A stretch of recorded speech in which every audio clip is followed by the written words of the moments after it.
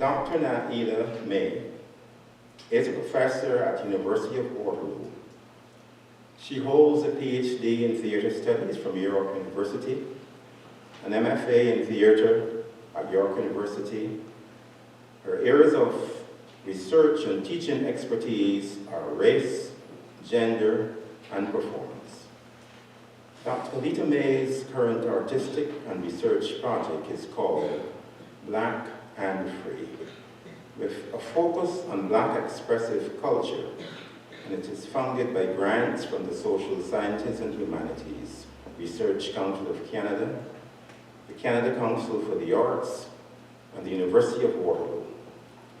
She has appeared as a media commentator for the BBC, CBC, CTV, the Canadian Press, the National Post, the Toronto Star, and the theatre and written op-eds for the Globe and Mail and Vice networks.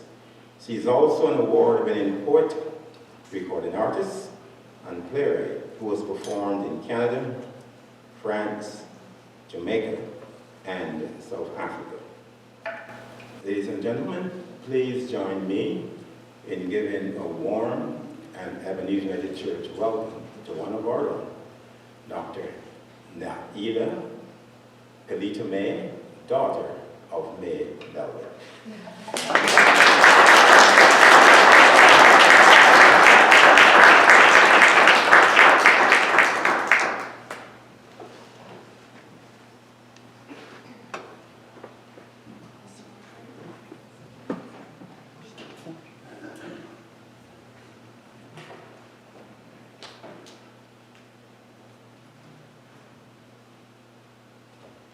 Feels so nice to be here with you, so nice.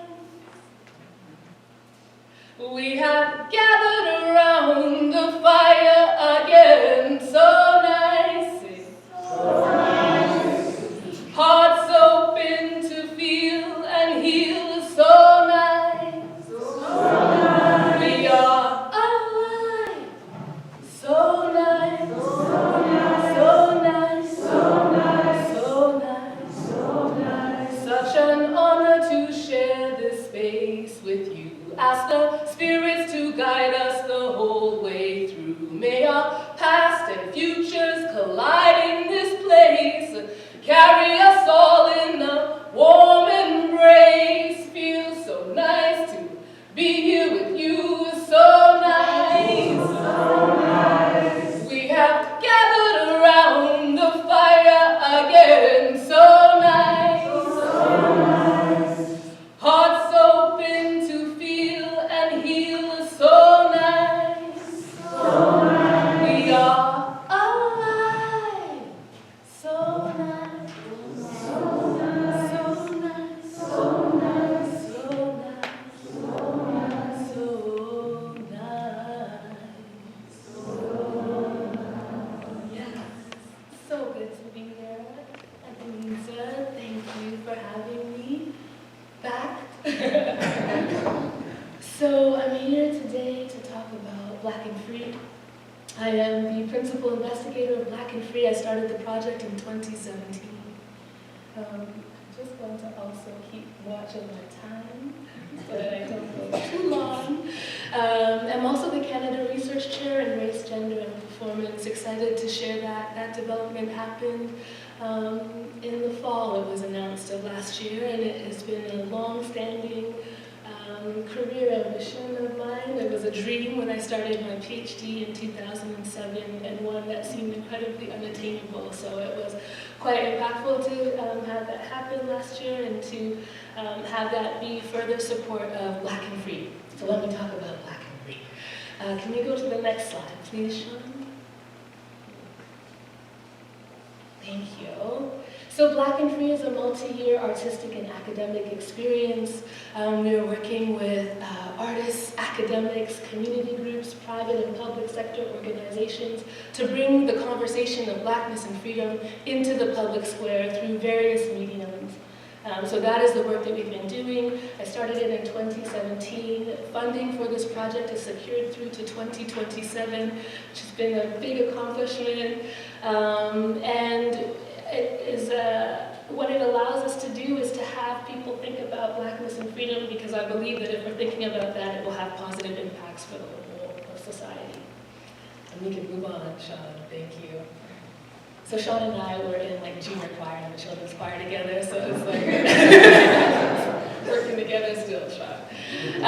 So we have, there are 5 sub-projects. Today I'll be talking about one stream of Black and Free. There are 2 other streams of this research creation project, but I'll focus today on the aspects of it that are public-facing and about community building.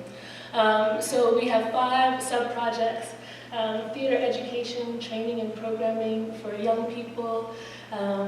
We have commissions of new artistic works. So we've had a selection process last fall where 13 Black Ontario-based artists working in various disciplines received $3,000 commissions to create new artistic work in whatever medium of their choice. And then what Black and Free is doing through that partnership is that we've partnered with 2 museums, one in the Kitchener region and one just outside of Kitchener. And so those artists' work are being presented at those museums. One is a 2-day exhibition. 7 of the artists will be featured in March. And we've had a weekly series going on at another museum where people can drop in on Wednesdays, in person or online, to speak or hear an interview and conversation with a Black artist talking about how Blackness and freedom is expressed through their work. The project partners are listed here that you can see. So I just mentioned the museum and Ken Sealing Waterloo Region Museum. Those are the 2 museums. We've also partnered with Wilfrid Laurier University Press, so there will be 2 books coming out in 2026, 2027. One will be the collected thoughts of academics who work in Black studies, who will also be bringing their expertise to bear on the topic of Blackness and freedom. Another is an art catalog that will feature images of all of the commissioned artists' works over the course of the 5 years of the project. So next year there will be new commissions, new series, and the year after that, and so on and so forth. So at the end, we'll have a nice coffee table book that will have all of the artwork that these artists have created, as well as some academic context to kind of link, to be able to link through how art impacts everyday life and reflects everyday life. Other partnerships, Young People's Theatre that you see there listed as well. That is who Black Theatre, who Black and Free is partnered with to deliver theater education and training. Young People's Theatre is the oldest theater company in the country for children, specifically for children. It's about 50 years old. We just wrapped up a couple of weeks ago a 5-week program for grades 7 and 8 children that was offered on Black theater in Ontario, where the focus was very much on how Black playwrights are expressing freedom through their plays. So we had every Saturday for 5 weeks, we were gathering with a group of children whose parents had enrolled them in the program. And Young People's Theatre actually waived the cost of entry into the program to ensure that it could be participated in by as many people as possible. And they described the response that they had as phenomenal, because within 24 hours the course was sold out. Or I guess all registered because there are no me. But there was lots of conversation about the need for this kind of programming to take place and their excitement about having their children participate in this work. Other ways that Black and Free is partnering with Young People's Theatre is that in May we'll be working with 7 to 10-year-olds and 16 to 19-year-olds with the community, grassroots Black community organization in Malvern called The Edge. So we will be delivering some theater programming, training, teaching young people how to express themselves through the art, to feel free in themselves through their work, and with the expectation that that will manifest in all aspects of their life. So we'll be doing that with 7 to 10-year-olds and 16 to 19-year-olds soon. Other work that we're doing with The Edge as one of our community partners that you can see there. Is The Edge? Yes, there they are. I was like, are they not on that list? They are there. Other work that we're doing with The Edge is that with their 16 to 19-year-old participants, they do campus retreats to bring young Black people to university and college campuses to help them imagine themselves in those spaces.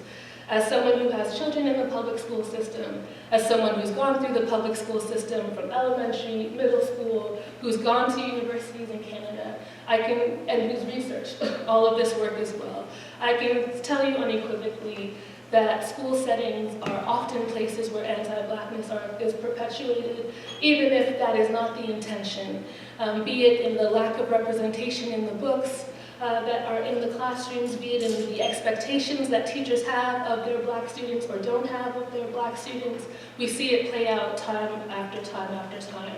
My sister, Dr. Gail Belvin, and I were quite fortunate to have my mom, Mae Belvin, and our dad, Joe Belvin, as our parents who advocated for us all throughout our schooling and in all aspects of our lives, and who really enforced a notion that we belonged here and that we should expect to enjoy being in this country as well. We grew up, my sister and I, hearing that from our grandmother, my mom's mom, that you can have all the education in the world, but if you don't have common sense, you have nothing. And so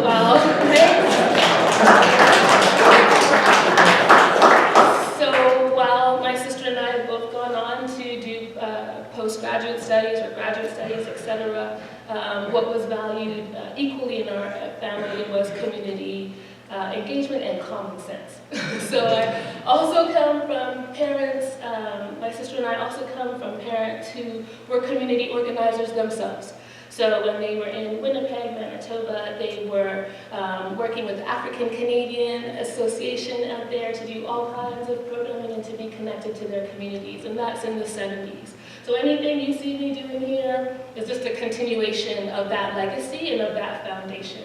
I would even go further back to think of my mom's mom and my dad's mom, both women who were involved in their communities. I think of my grandmother, who would have a food pantry at church, right? Who made sure that there was a place where you could get food donations and those kinds of things, because it's great to have an education and it's great to have common sense, but if you're not connected in community and serving community, then where is like the value of your life, right? So those are the examples that we were raised in, and I think that in my sister's work that she's doing in North Carolina and in the work that I'm doing here, we are continuing that generational legacy. And that's not unique to our family. So many Black communities and Black families have that generational knowledge of what it means to be engaged in community and are continuing to do that and are bearing that legacy out in their children, right?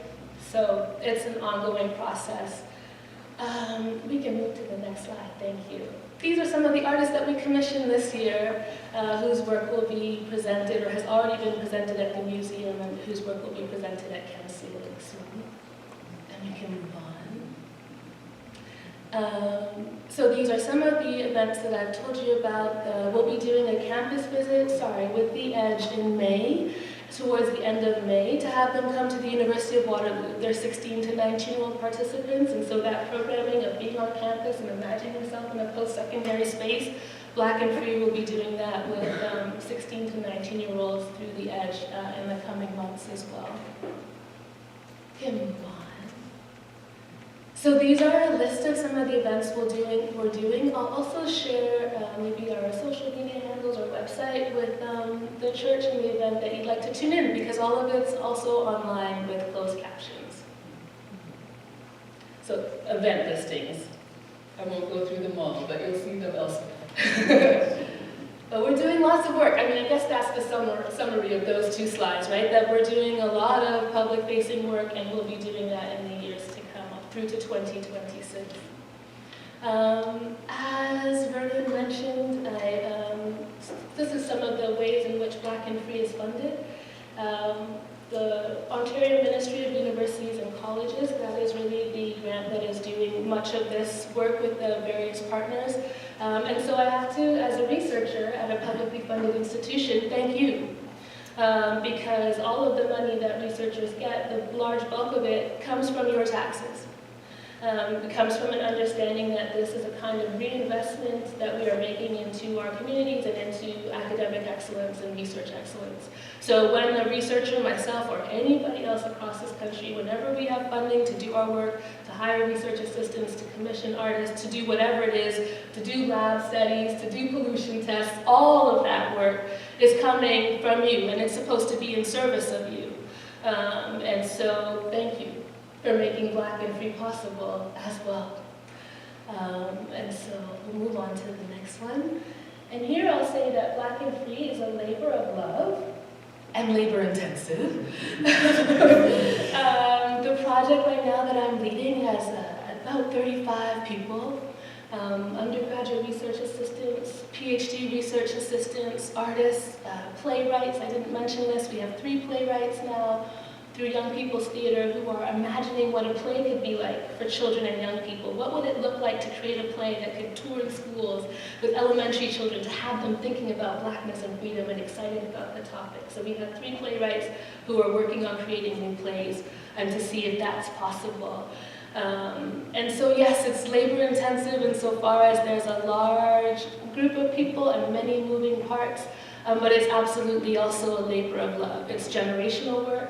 I think of my grandmothers and my parents, so it feels like that. When I think of the histories of hundreds of Black people over the years who've been organizing with whatever means they have possible to do things like the Haitian Revolution, right? To overthrow the transatlantic slave trade and those processes in Haiti. So we know that we have hundreds of years of that kind of work, and so I think of Black and Free as tending to that same fire. It's also, I think, labor of love in that one of the earliest poems I remember writing as a child was called Freedom. I can't find it, but I remember parts of it, like the F is for freedom, a funny sense of pride. The R is for reincarnation, my spirit will never die. Right? E is for exciting, which is what I hope my life will be. So those are parts of it that I remember, but I remember being about 7, 8, or 9, thinking about freedom. And my first album that I recorded in 2001 was called Free Dome, Dome being the mind and a way of freeing the mind. So though I started Black and Free in terms of calling it Black and Free in 2017, it's been something I've been thinking about for as long as I can remember. And that's in large part because I experienced so much of what it meant and understood and could see through stories of community and family the ways in which Black people were not free and are not free and are also insisting on our freedom in the midst of the violence that occurs. So I think in that regard, for me, it's deeply connected. And then the last slide. This is where you can find us, blackandfree.ca. We're just getting our social medias up and running. So we invite you to follow along and join in wherever you can. We're working hard to always have things be accessible online and let it not be about being in person, because not all of us can be places in person, so I encourage you to connect with us in those ways too.